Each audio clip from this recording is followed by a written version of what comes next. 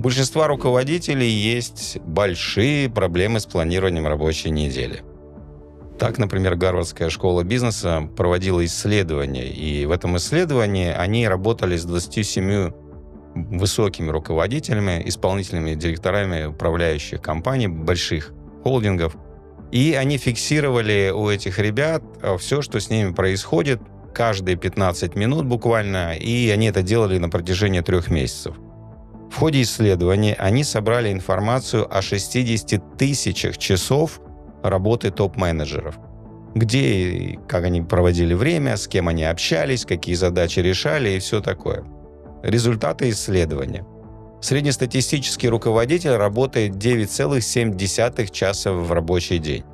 Плюс примерно 4 часа он работает в выходной и примерно 2,5 часа в день во время отпуска. То есть в среднем продолжительность рабочей недели CEO, тех, кто вошли в это исследование, составлял 62,5 часа в неделю. 47% времени руководители, они работали в своих офисах, а в остальное время они делали какие-то встречи, посещали подразделения компании или работали из дома. И это довольно драматичная ситуация. 62,5 часа в неделю. Согласитесь, это довольно много. Ну и если говорить о руководителях вообще, по моим наблюдениям, есть, знаете, 2 таких типа руководителя, когда речь идет о планировании. Первый — это такой руководитель-мечтатель. И я, кстати, когда-то был таким руководителем-мечтателем. Что такое руководитель-мечтатель? Это едешь на работу с утра, проснулся, бодрый, сделал зарядку, море энергии, подготовился, едешь на работу в машине, у тебя куча планов, думаешь о том, что можно было бы улучшить, что можно изменить и так далее. Приезжаешь на работу, и занавес опускается. Вечером наступает 6 часов вечера или во сколько у вас заканчивается работа, отрываешь голову от рабочего стола, и такое ощущение, что даже сложно вспомнить, что ты делал весь рабочий день. При этом времени на то, чтобы реализовать вот эти смелые идеи, эти классные мечты, которые у тебя были с утра, у тебя почему-то не было. Некоторые руководители с этим справляются так, что после того, как последний сотрудник ушел из офиса, он, наконец, начинает что-то делать для реализации этих идей. Это скоро кончится. Это скоро кончится. Это скоро кончится. Скоро кончится. Если с вами такое происходило, ставьте лайк этому видео. Но при этом все равно накапливается усталость, при этом все равно возникает ощущение, что ты топчешься на месте. И почему это происходит? Почему возникает вот эта усталость, раздражение, это ощущение? Просто потому, что ты понимаешь, что ты не управляешь развитием, что твои прекрасные идеи, которые ты мог бы реализовать и получить результаты, они просто в жизни никогда не реализуются и так далее. И немножко чувствуешь себя таким неудачником, который находится в ловушке. Такой руководитель-мечтатель, но немножко как такой хомячок в колесе. А второй тип — это такой руководитель-работяга.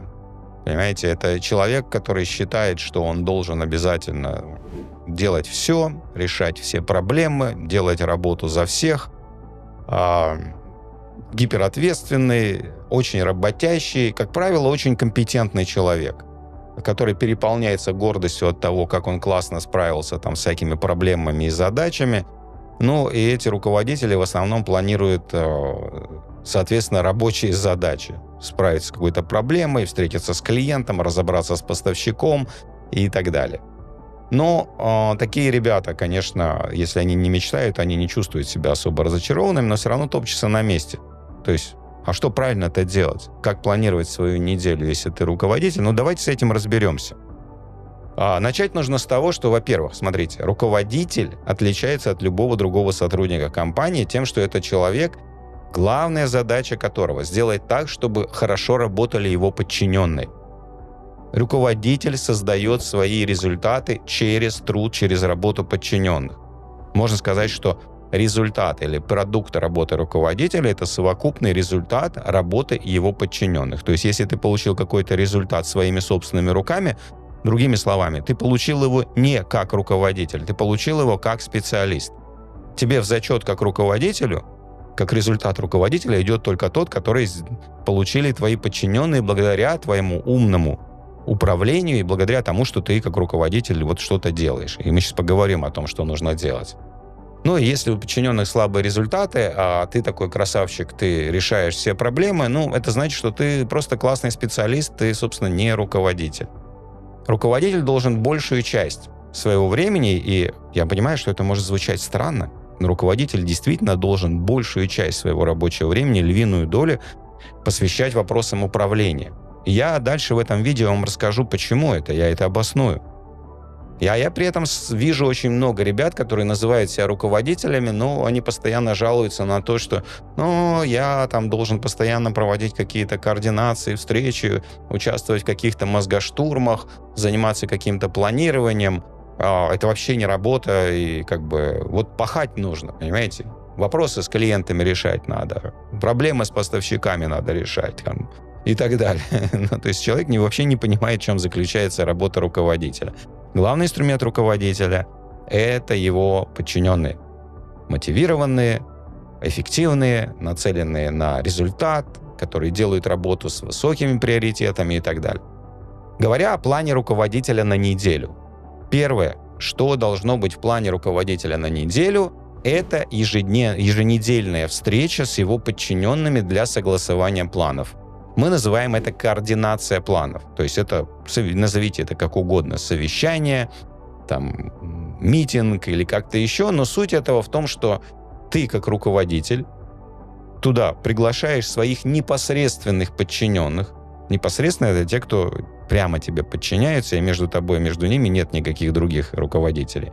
Ты приглашаешь туда своих непосредственных подчиненных, они приходят со своими планами на неделю, и ты, как руководитель, добиваешься, чтобы это планы были умные, хорошие, нацеленные на результаты, на рост результатов, и делаешь так, чтобы эти планы были согласованы между подчиненными, согласованы в целом, чтобы у них были правильные приоритеты.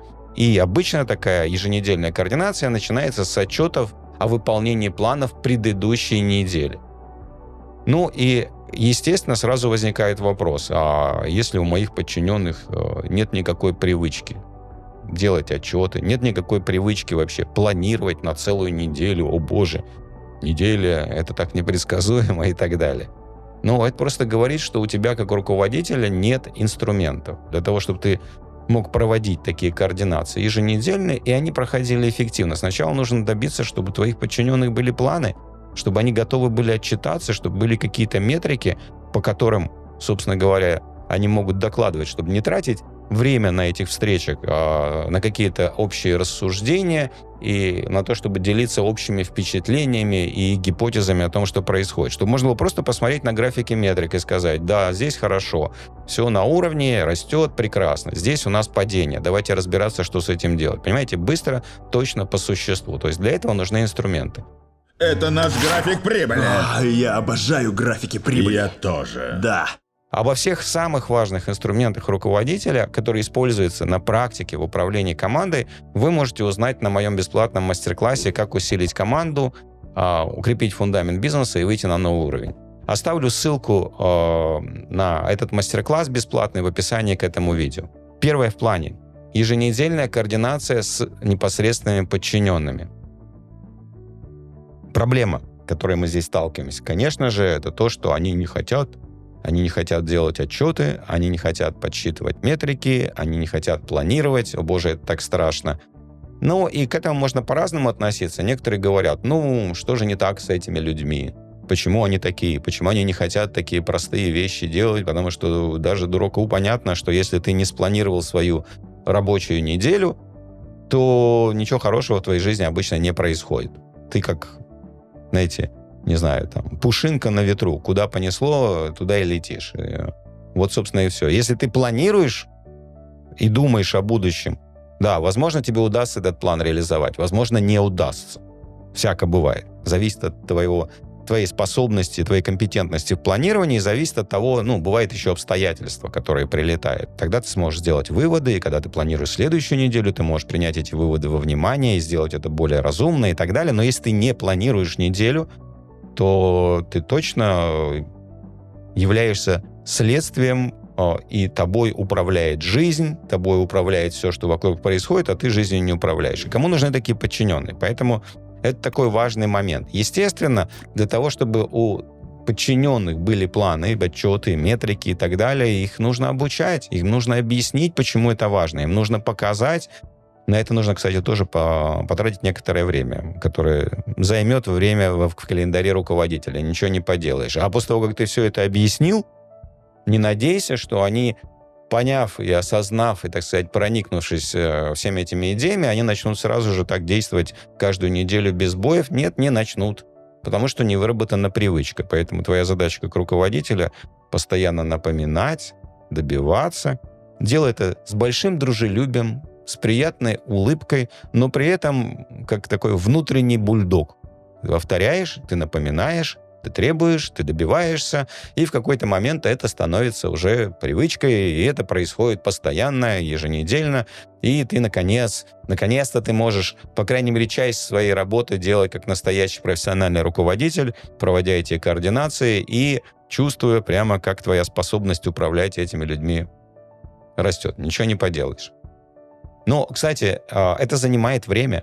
Когда мы помогаем компаниям, когда мы помогаем руководителям внедрить бизнес-операционную систему в компании, обычно им приходится на то, чтобы все инструменты наладить и внедрить в бизнесе, им приходится тратить в течение 1,5 лет, 18 месяцев, по 10 часов в неделю для того, чтобы обучать, внедрять, адаптировать, корректировать сотрудников и так далее, для того, чтобы эта операционная система заработала. Это требует определенных усилий.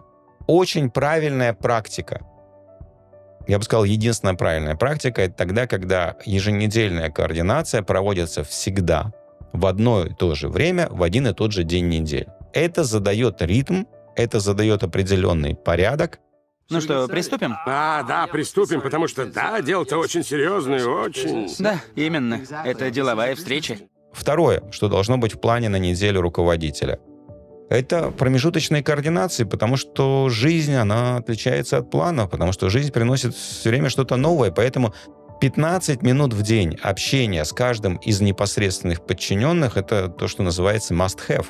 Если у тебя 7 человек, например, в прямом непосредственном подчинении, то и 4 рабочих дня, кроме дня еженедельной координации, когда ты уже потратил час на всех на них, то это, соответственно, еще 7 часов в неделю. По часу в неделю на человека. Я называю 7. Я знаю, есть руководители, у которых там по 10 человек в прямом подчинении. Я вообще не представляю, как они справляются. Нормально это от 5 до 7. Зависит от уровня руководителя. Чем выше руководитель, тем меньше у него должно быть непосредственных подчиненных. Потому что иначе просто не справиться. Потому что нужно время еще думать, стратегировать и так далее. Сейчас я об этом расскажу. Час в неделю, 7 часов. Итого у нас получилось уже 7 часов плюс 1, у нас уже выскочило 8 часов в календаре. Это только на еженедельную координацию, на промежуточную координацию. Но это важно, потому что если ты это не делаешь, то тот план, я имею в виду, если не делаешь промежуточные ежедневные координации, то что происходит? Хорошо, планы согласовали раз в неделю, все прекрасно, молодец. Но каждый день что-то прилетает. И если ты не будешь каждый день с этим подчиненным общаться, и задавать ему вопрос, а как идет выполнение плана? Что ты уже выполнил? Как ты планируешь остальные задачи плана там по дням раскидать? Что ты собираешься сделать завтра? Что там неожиданно прилетело? Есть ли какие-то сложности? Давай посмотрим опять на приоритеты. Если ты не будешь этого делать, то что произойдет? Просто все эти планы останутся, знаете, просто в мечтах. И, кстати, люди очень быстро разочаруются, потому что одна из причин, почему, например, еженедельное планирование не работает, по моим наблюдениям, заключается в следующем. Всех обучили, всех вдохновили, они написали свои первые планы. Естественно, так как это первый план, это первый блин комом, много чего вообще не учли. Первая мысль, которая возникает у людей, это нафига мы вообще планируем, если мы потом эти планы выполнить не можем. Но причина не в том, что планирование плохо. Причина в том, что, во-первых, этот навык, он не сразу вырабатывается. То есть они очень много что не приняли во внимание, составляя свои планы на неделю. А так как не было промежуточной ежедневной координации, не было возможности это подкорректировать на ходу. И они пришли с таким, знаете, поражением и разочарованием. Поэтому ежедневная координация с подчиненным обязательно должна быть, она тоже должна быть в твоем календаре, как руководителя. И опять же, хорошая практика, если твой подчиненный, каждый из них знает, в какое конкретно время он должен с тобой пообщаться, чтобы рассказать о ходе выполнения плана и все такое прочее. Точно так же забиваешь календарь, и это создает определенный порядок и определенный ритм. И как руководитель ты очень быстро обнаружишь, что то, что человек запланировал сделать на день, зная, что завтра в 10:15 у него 15-минутная координация с руководителем, он будет стараться к этим 10-15 сделать все, что он сам планировал сделать по тому плану, который ты одобрил. Фантастика.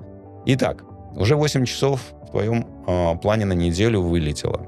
Ну, не вылетело, а было проинвестировано, скажем так, в настоящее управление. Третий момент, что должно быть в плане. Обычно, если ты руководитель, у тебя есть твой собственный руководитель, к которому еженедельно ты должен приходить со своими планами на координацию, отчитываться о выполненной работе, показывать какие-то метрики, обсуждать, приносить какие-то идеи. Ну и на это, я думаю, что на подготовку планов, подготовку отчетов, на то, чтобы на это посмотреть, подумать, выработать решение, и плюс еще сходить на вот эту координацию вышестоящего руководителя, нужно накинуть еще пару часов в неделю точно. У тебя уже 10 часов в плане работы как руководителя, то, что называется must-have. Неснижаемое количество. Четвертое, что должно быть в плане у каждого руководителя. Координация с другими подразделениями. Потому что обычно компания состоит из подразделений, которым нужно сотрудничать, которым нужно взаимодействовать. В моем опыте были компании, которым, например, приходилось делать ценообразование несколько раз в неделю для того, чтобы сделать эту коррекцию цен. Они торговали сырьем. Чтобы сделать эту коррекцию цен, для этого нужно было участие тех, кто занимается закупкой, участие продавцов, маркетологов, тем, кто занимается маркетингом, продажами и некоторых других подразделений, чтобы несколько раз в неделю, буквально на полчаса собраться, обсудить ситуацию и посмотреть, что делать с запасами, складами и так далее, и как изменить цены на товар. То есть в зависимости от особенностей деятельности это могут быть разные координации. В какой бы компании мы ни работали, с каким бы бизнесом ни имели дело, пару часов в неделю руководителю придется выделить на координации с другими подразделениями. Итого 12 часов в календаре. Так, в третьем триместре мы установили новый рекорд продаж и рекорд по положительному сальдо, а также, что знаменательно, рекорд по доходам до налогообложения и после него. Пятое, нам нужно работать с разного рода коммуникацией. Нам прилетают сообщения по электронной почте, нам прилетают какие-то сообщения в мессенджерах, которые нужно обработать, есть входящие звонки, а у кого-то есть и письменные какие-то корреспонденции, обычная почта. Ну и по моему опыту ответы на вопросы, перенаправление, одобрение решений, все это занимает минимум полчаса в день. Да, итого получается, давайте возьмем до 3 часов в неделю ты работаешь с коммуникацией, с этими сообщениями. Итого получается 15 часов в неделю уже у тебя в календаре. Это еще не все. Следующее. У каждого руководителя есть какие-то приоритетные задачи, которые он может выполнить только сам. Что-то разработать, что-то написать, что-то создать, что-то продумать, поработать над какими-то цифрами, над каким-то документом, над каким-то планом, или с кем-то пообщаться, или с кем-то встретиться, или съездить в какое-то подразделение, посмотреть своими глазами и так далее. Давайте по минимуму выделим на это, 3 часа в неделю. Итого у нас уже получается 18 часов в неделю. Обратите внимание, я не назвал ни одной задачи, которую должны делать подчиненные. Я говорю только о работе руководителя. 18 часов в неделю, я думаю, что вы не будете спорить, что цифры, которые я называю, они очень реалистичны. При этом я еще не говорил ни про какое развитие, ни про какую стратегию, ничего такого. Седьмая вещь или седьмой момент, который должен быть в плане на неделю любого руководителя, это обучение. Мы не можем стоять на месте. Появляются постоянно новые технологии, которые нам надо осваивать. Я, кстати, не исключение. Я постоянно что-то изучаю. И список курсов, которые мне надо пройти, и книг, которые мне нужно прочитать, и видео, которые мне нужно посмотреть, он почему-то только растет. Понимаете, у меня есть, так сказать, технический долг, хотя я постоянно на это выделяю время. Обучение. Ну, по моему стандарту это должно быть как минимум 5 часов в неделю. Я обычно трачу больше, но давайте будем реалистами и, скажем, возьмем в среднем с учетом руководителей какого-то низкого уровня, линейных менеджеров и топ-менеджеров. Для топ-менеджеров хотелось бы, конечно, больше. Возьмем, скажем, 5 часов в неделю для собственного обучения. Причем здесь фокус такой. Мы же с вами прекрасно знаем, что если ты в календаре не поставил это время, если ты его не выделил, не огородил забором с колючей проволокой, то жизнь тебе обязательно подкинет какие-то задачи, и этого не произойдет. Потому что всегда есть что-то, что более острое, что связано с доходом, что надо решать прямо сейчас, надо тушить этот пожар и так далее. И по этой причине обучение все время страдает, если ты не ставишь его в план и не вцепляешься в этот план зубами, как бульдог. Это маховик времени.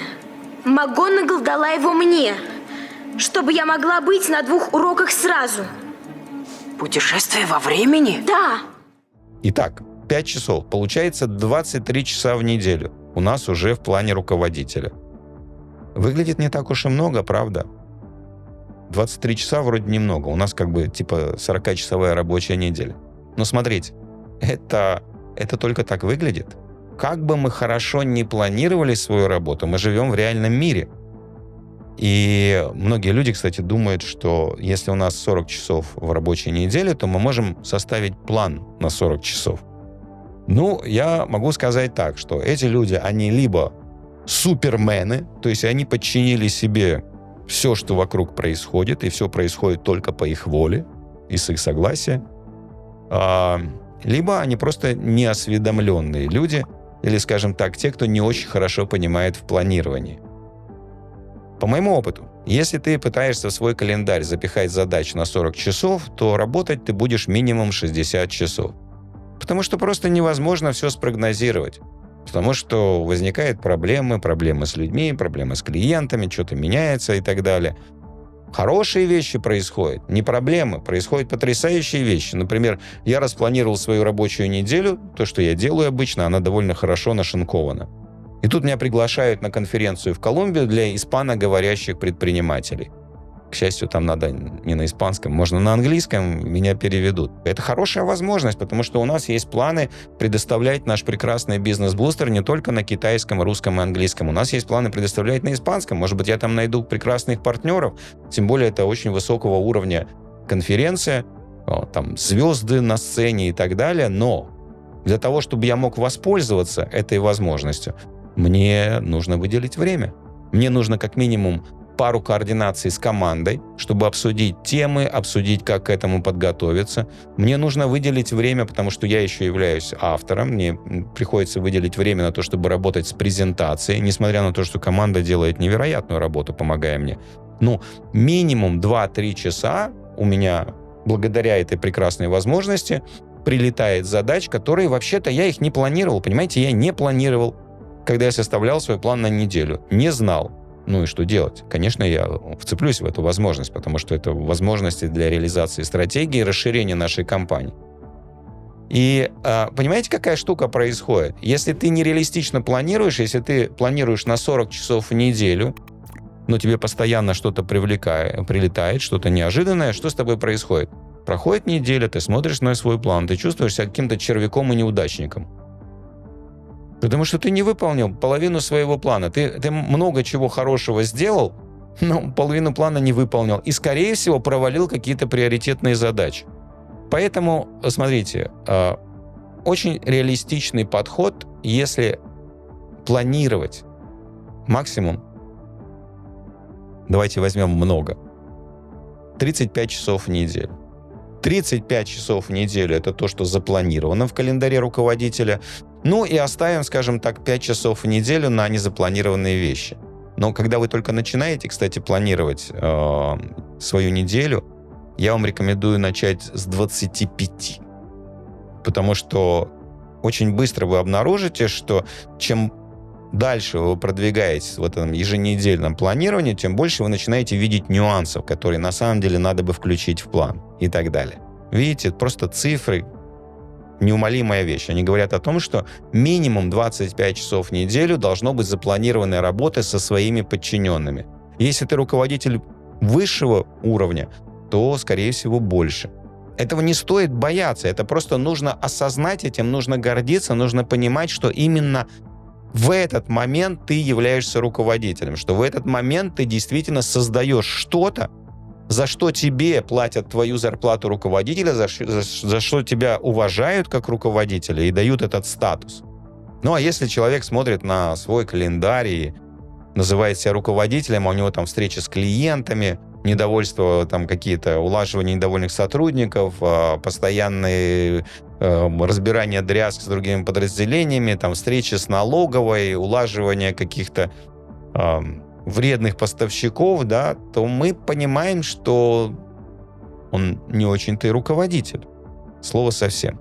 Другими словами, совершенно не обязательно работать по 12 часов и без выходных, чтобы быть успешным руководителем и создать успешную компанию. И тому есть много примеров. Например, тот же самый Марк Цукерберг, основатель Фейсбука, его рабочий день составляет 8-10 часов, а неделя стандартные 5 дней. По-видимому, этот парень просто умеет планировать свою работу. Если ты руководитель, то, конечно, опять же, по моему опыту, придется работать 50 часов в неделю, и какое-то время выходные – это статистика. Особенно, когда ты только строишь компанию, ее развиваешь, еще не успел справиться с организационным хаосом.